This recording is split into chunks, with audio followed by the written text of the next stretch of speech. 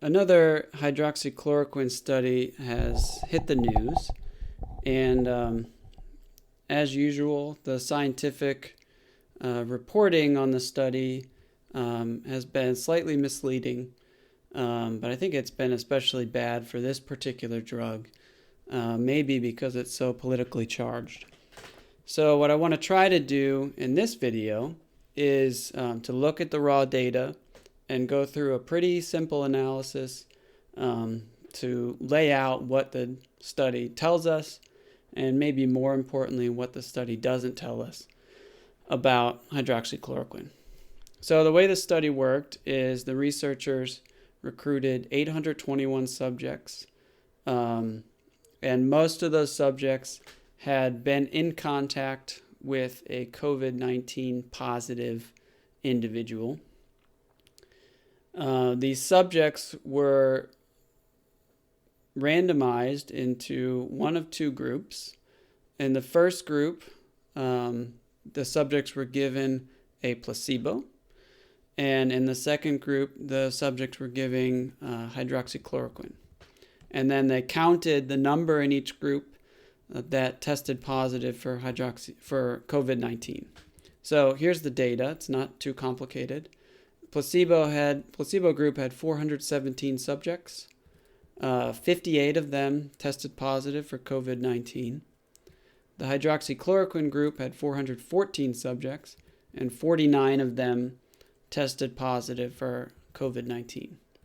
So if we run this, so the estimate of the probability of testing positive given that you're in the placebo group is P0 hat, which is 14.25%. And in the hydroxychloroquine group, it's 11.8%. So the hydroxychloroquine group did have a lower incidence of COVID-19. But in a statistical analysis, what we want to do is try to say the data aren't 100% accurate reflection of reality. There's sampling error in the data.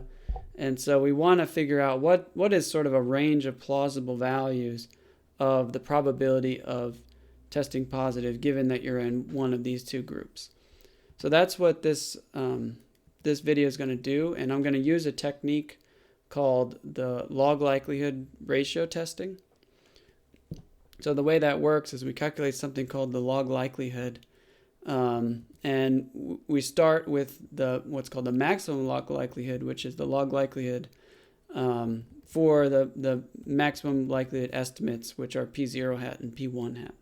So to do this, we're using the dbinom function in R.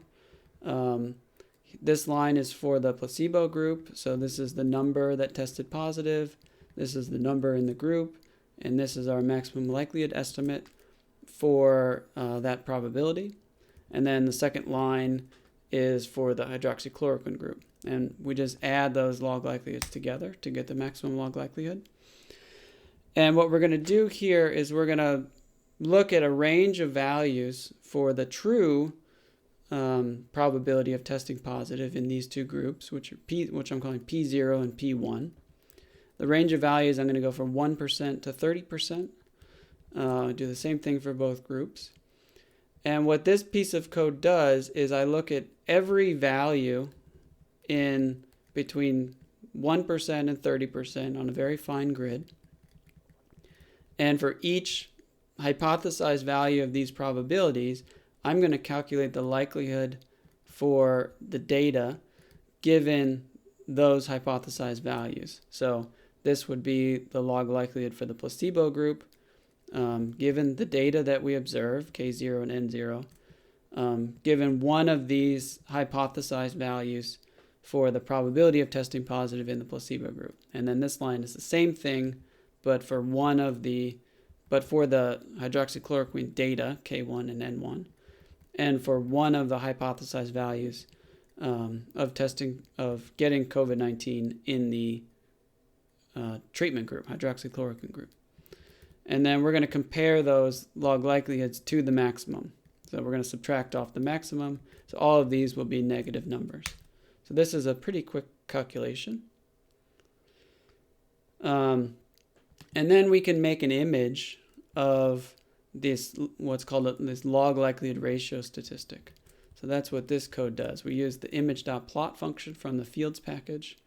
We're going to make a plot of these log likelihoods. And then just for reference, I'm going to put a point on the plot at the maximum likelihood estimate, P0 hat, P1 hat. So that's what this little magenta point is. So the way you read a plot like this is at this point, the log likelihood ratio is 0. And then since it's the maximum, every other point in the image has a lower log likelihood. So for example, this point, 0.2 for the control group and 0.1 for the hydroxychloroquine group has a much smaller log likelihood than the maximum. The way we do testing with the log likelihood ratio is one way of doing it is to use the chi-squared approximation for the log likelihood ratio.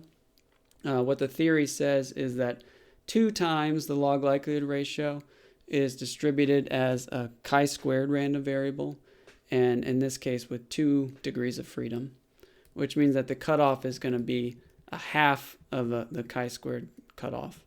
And we're going to use 0.95 for the probability, and that will give us a 95% confidence level. So this is the cutoff for the log likelihood. And then what I'm going to do next is I'm going to draw a contour on this image that inside of the contour, let me just draw it, all of these values of the log likelihood are bigger than the chi-squared cutoff, which means that we cannot rule out any value of P0 and P1 inside of this egg-shaped region here. So basically what we're saying is this is the most likely value, the maximum likelihood, but anything inside of here is plausible and we can't really rule it out. So this includes, for example, a value of 0.18 for the placebo group and 0.11 for the hydroxychloroquine group. Okay, so these are a range of plausible values for these 2 probabilities, but kind of a simpler statistic that people care about is something called the relative risk. So what the relative risk is the probability for the treatment group divided by the probability for the control group. So this measures how much more or less likely are you to contract COVID-19 given that you're in the hydroxychloroquine group relative to given that you're in the placebo group and did not receive a treatment. So this piece of code, I'm going to make a matrix of these ratios. So that's what this ratio mat is, the matrix of relative risks. And I'm going to do the same thing. I'm just going to plot an image of these relative risks. So this blue, light blue color here is relative risk equals 1. So that's going to go along the diagonal in this plot. And then anything below the diagonal is a darker blue. So anything below the diagonal has P1, hydroxychloroquine probability, less than P0, placebo probability. And therefore these have a relative risk less than 1. Anything above this diagonal has higher probability for hydroxychloroquine and therefore has a relative risk bigger than 1. And then I'm going to do the exact same thing. I'm going to make a contour for that 95% confidence region. What this means is that any value of relative risk inside of this interval is plausible given the data that have been observed.